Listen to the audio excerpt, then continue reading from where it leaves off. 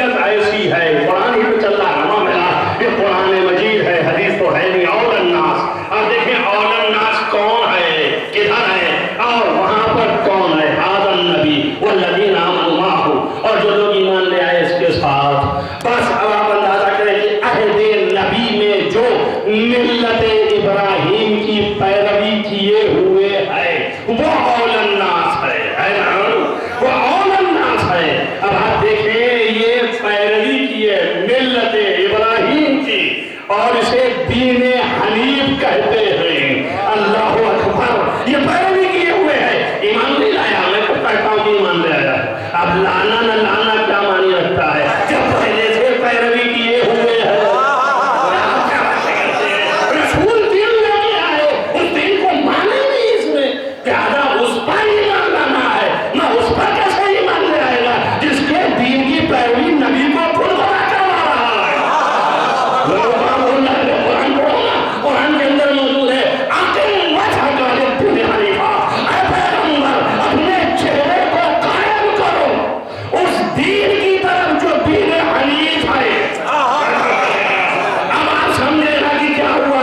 یہ ایک میری تحلیل ہے کہ دنیا میں دوست کبھی دوست نہیں ہو سکتے. لفظی جمع خرچ ہے جتنا استعمال کریے دن بھر پاکٹ میں لے کے، لیکن فائدہ کچھ نہیں ہے. دوستی بڑی مشکل سے ملتی ہے. دوستی اس وقت مہرت ہوتی ہے جب نظریات ایک ہوتے ہیں. یاد رکھیے گا کبھی دوستی نہیں ہو سکتی ہے اگر نظریہ دونوں کا ایک ہو، کسی بھی معاملے میں ہو. اب یہ نہ سمجھ لیجیے ایک معاملے میں نظریہ ایک ہو گیا تو پکی ہو گئی. ہر شعبۂ حیات میں جب تک کہ نظریہ ایک نہیں ہوگا دوستی پکی ہو نہیں سکتی ہے. باقی لفظ ہے خالی کیا میرے دوست ہیں، ظاہر دشمنی نہیں ہو پکی، صرف یہ کہ ان کے اوپر ظاہر کرنے کے لیے کہ دھوکے میں آ جائیں تھوڑی دیر کے لیے، فلاں تو میرے دوست ہے. دوست تو نہیں ہے. دوست بڑے مشکل سے اس لیے کہتے ہیں کہ جب مخلص ترین ہوتا ہے تبھی دوست ہوتا ہے. کیا معنی اخلاص کے، کیا معنی ہے اخلاص کے؟ معنی یہی ہے کہ جو ہماری چیز ہے ہمارے فکر و دل میں وہ اس کے دل و فکر میں ہے. ذرہ ریب اس کو میری طرف سے نہیں ہے، ذرہ شک نہیں ہے، بعین اعتماد ہے. یعنی وہ کسی وقت سوتے جاگتے اپنے کو مجھے فرض کر سکتا ہے اور میں اپنے کو اسے فرض کر سکتا ہوں. توجہ کرنا، اس کا نام دوست ہے. اسی لیے تو شاعر نے کہا نا کہ دوست بہت مشکل سے ملتا ہے، وابستہ ہے. عجیب و غریب دنیا ہے، عجیب و غریب دنیا ہے. اس کے یہاں عجیب و غریب خیالات ہیں.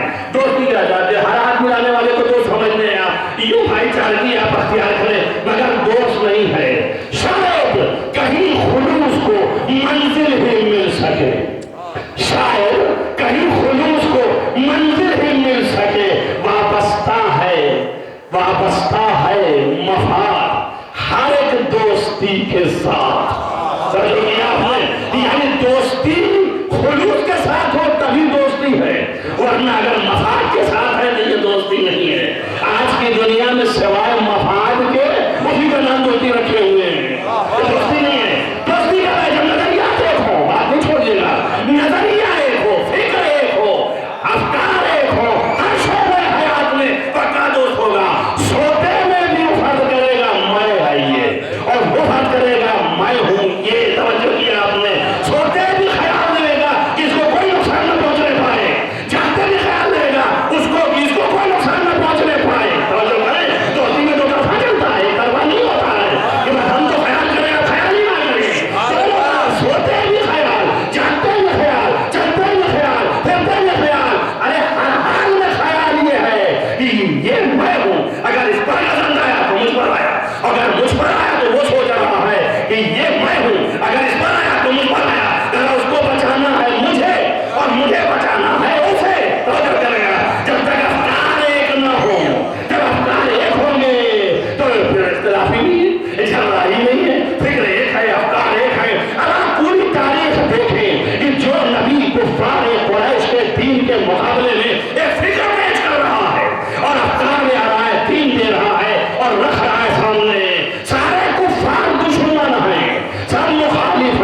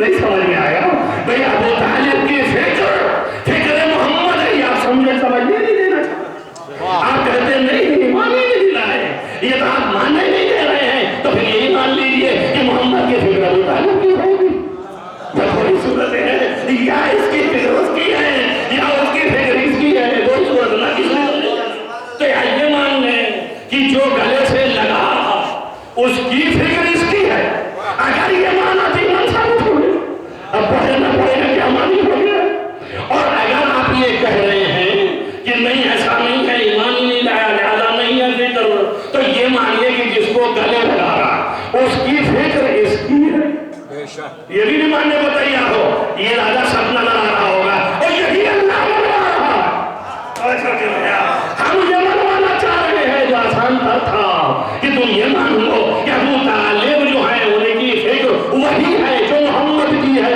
صلی اللہ علیہ وسلم، وہی فکر ہے جو ان کی ہے، ہم یہ منوا رہے سادہ سادہ اور تم مان کے نہیں دے رہے ہو، توجہ کرو، اور اللہ کیا منوا رہا ہے کہ محمد کی فکر ابو طالب کی ہے، تو کیسے کہا بھی تو آئے پڑی آقیم وجہگا لدین حنیفہ، وہی دین حنیف جس پر ابو طالب ہے، محمد اسی کے سامنے سے چکا دو، اللہ اکبر، اب جو قرآن پڑھتے رہو تم پڑھو، آیتوں کو تکرار کرو، مرور کرو، یہ دین حنیف جس کا دین تھا، ابراہیم کا نام، انا اولا الناس ابراہیم للذی اتبعوہ، جو اولا ہے ابراہیم کی نسبت سے لوگوں میں وہ کہ جو ملت ابراہیم کی پیروی نبی کے حد تک کیے ہوئے ہیں، اقم وجہک للدین حنیفہ، اے محمد اس دین حنیف کے سامنے اپنے چہرے کو جھکا دو، اللہ اکبر، یہ چہرہ کیوں کہا اللہ نے، اب خدا جانے کیوں کہا اور کیوں لے آیا،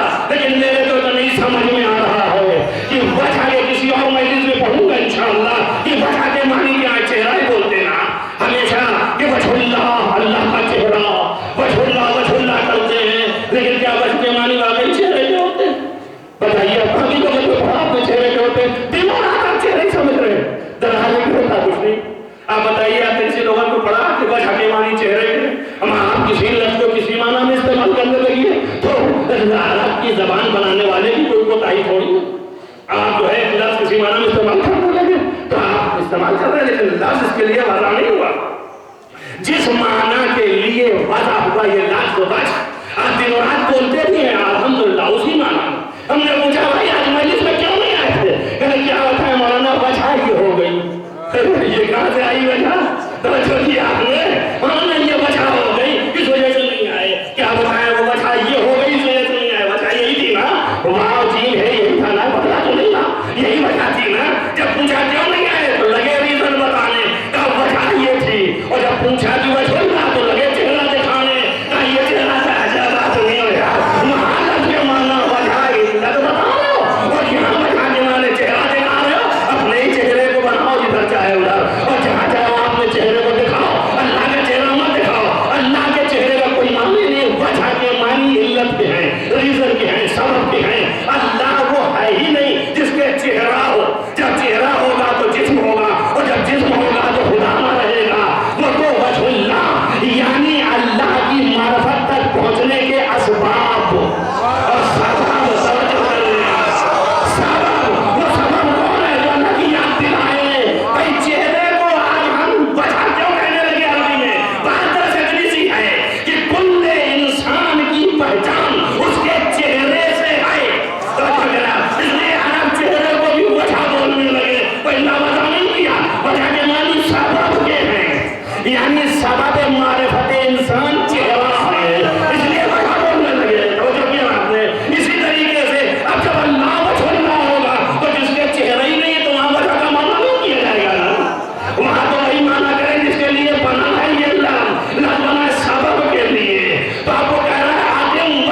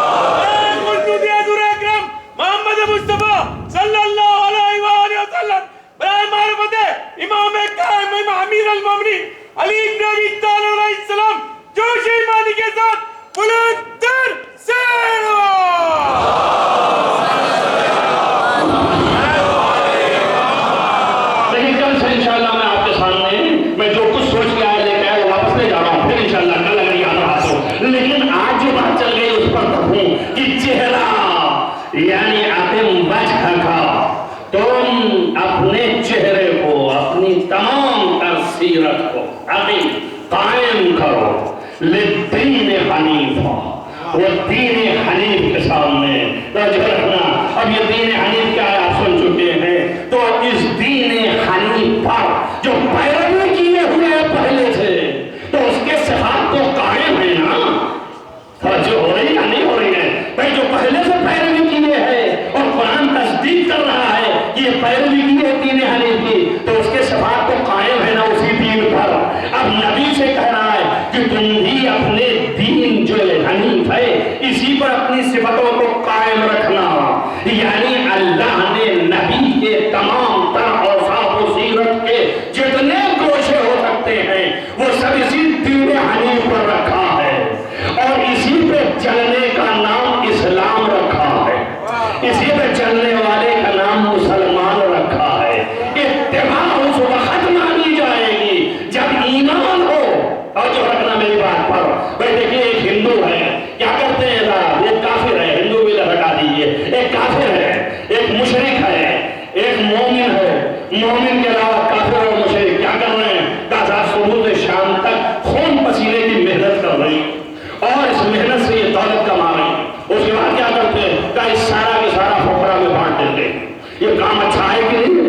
بہترین سیرت ہے، یہ نہیں ہے۔ اب میں کیا کروں؟ تو قرآن سے پوچھے گا جا کر کے، میں کچھ نہیں جانتا ہوں، آپ کے خلاف ہو جائے یا موافق ہو جائے، میں تو قرآن کا جو ہے وہی پڑھنے والا ہوں، ہے نا بہترین سیرت، دن بھر کمایا خون پسینہ سے، اور اس کے بعد اس نے شام کو سارے فقراء میں بانٹ دیا، فقیروں کو دے دیا۔ آپ کر پائیں گے؟ نہیں کر پاتے۔ ارے اتنا کہتا ہے اسلام، اس قدر تبلیغ ہوتی ہے، مرے جا رہے ہیں لوگ، پر کسی کے جیب سے 25 پیسے نہیں خرچ، محنت میں نے کیا۔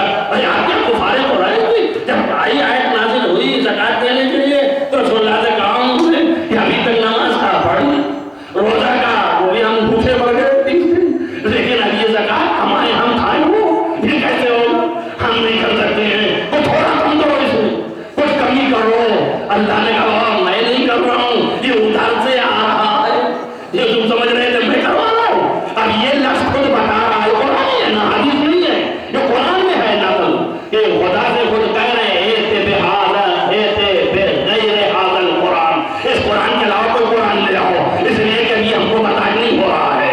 تو جو کہہ رہے ہیں، جو مسلمان نبی کے زمانے میں یہ کہہ رہا ہو کہ اس کے علاوہ کچھ لے آؤ، وہ بعد نبی کیوں نہ کوشش کر رہا ہو کہ ادل بدل کرتے ہوئے برابر نہ ہو پائے، ادلا بدلا اچھا اس کے علاوہ لے آؤ، پر میں نے ان کو شاید گزر رہا ہے، جیسے ہی زکات میں نکال نہیں دے پائیں گے تو دینا مشکل، مگر یہ کافر دن بھر خون پسینہ ایک کر کے اور اس کے بعد یہ لفظ اڑا رہا ہے، کتنا بڑا کام کیا، مگر کیا اسے وہی جو اللہ نے کہا تھا کہ اگر ایمان لے آئے والذین آمنوا، جو لوگ ایمان لے آئے اور پھر اس کے بعد تصدق کیا، خرچ کیا، ینفقون، جو ہم نے رزق دیا ہے تو ان کے لیے یہ ہے اور یہ ہے اور یہ ہے، تو ہاں ایمان لانے کی کیا پیسہ کرنے کی ضرورت تھی؟ صرف مانی ہے کہ مومن جب اس طرح دے گا تب پھر یہ ہے اور یہ ہے اور یہ ہے اور یہ جنت ہے اور یہ دیبا ہے، یہ حریر ہے، یہ کوثر ہے، یہ زمزمین ہے، یہ سب اس کے بعد ہے، لیکن ایمان نہیں لے آیا، دے رہا ہے، کتنا نیک کام کر رہا ہے، میں نہیں کہہ رہا ہوں، قرآن کہہ رہا ہے، قرآن کہہ رہا ہے کہ وہ لوگ جو کافر ہیں،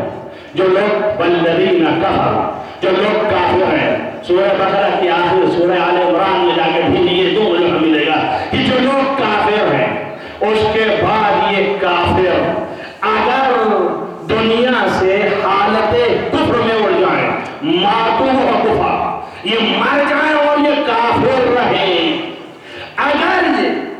اگر یہی کافر چاہے یہ کریں کہ لا افتدوا بہ، کیا تھی؟ یعنی ملء الارض ذہبا، اگر یہ پوری زمین کے برابر سونا کر جائیں، وَلَوْ اِفْتَدَوْا بِهِ، اور پھر اس پوری زمین کے سونے کو فدیہ الہی میں خرچ کر جائیں، تب بھی اللہ لن یتقبل اللہ اسے قبول کرنے والا نہیں ہے۔ بات سمجھ میں آئی نا؟ یہ قرآن ہے، حدیث نہیں ہے۔ اب اس سے کیا نتیجہ نکلا؟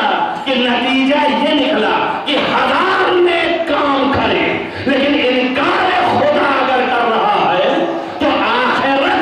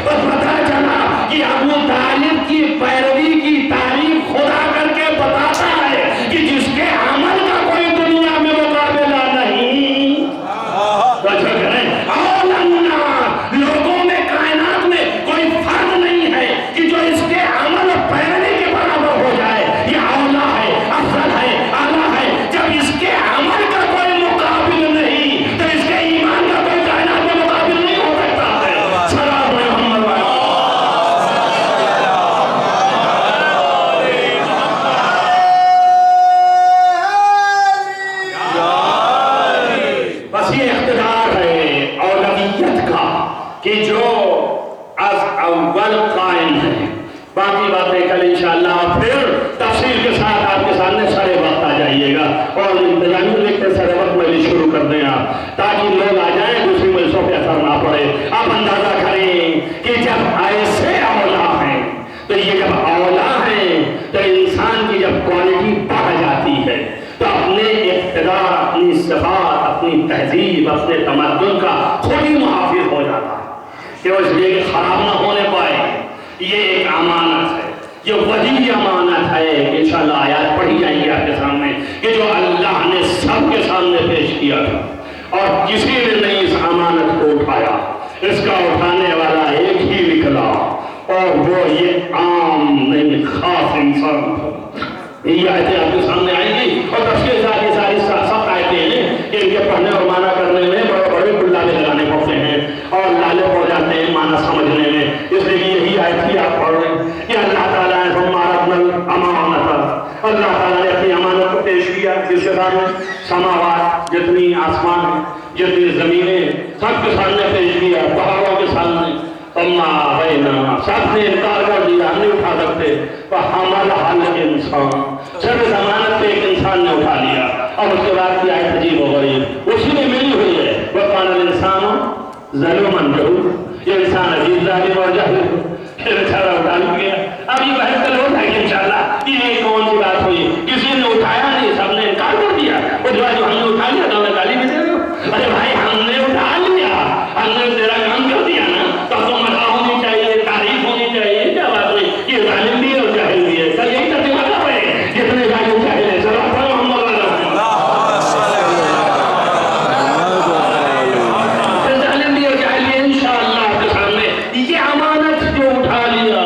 یہ وہی امانتیں ہیں. اس امانت کے بچانے کے لیے رسپانسبلٹی خود ہو جاتی ہے انسان کے کہ اب ہم اس امانت کو لے چکے اس منزل تک پہنچا چکے ہیں یہ اپنا کردار اس طرح سنوار چکے ہیں تب یہ بگڑنے نہ پائے ویسے ہی کا ویسے ہی رہ جائے. یہ ایک فکر ہے کہ میری موجودگی تک کم سے کم ویسے ہی رہ جائے جیسا میں ہوں میری سیرت ویسے ہی رہ جائے میرے کردار میں چھوڑ نہ آنے پائے. یہی بہت بڑی بات ہوتی ہے. ساری زندگی آپ خود اسی کے اوپر ہو جائیں تو انشاءاللہ ہمارا آپ کا کردار ایسا بن جائے کہ کوئی انہیں نہ اٹھا سکے. لیکن ایک فکر یہ آ جائے کہ میں مر بھی جاؤں تب بھی یہ بچا رہ جائے. یہ اعلیٰ فکر ہے عزیزو.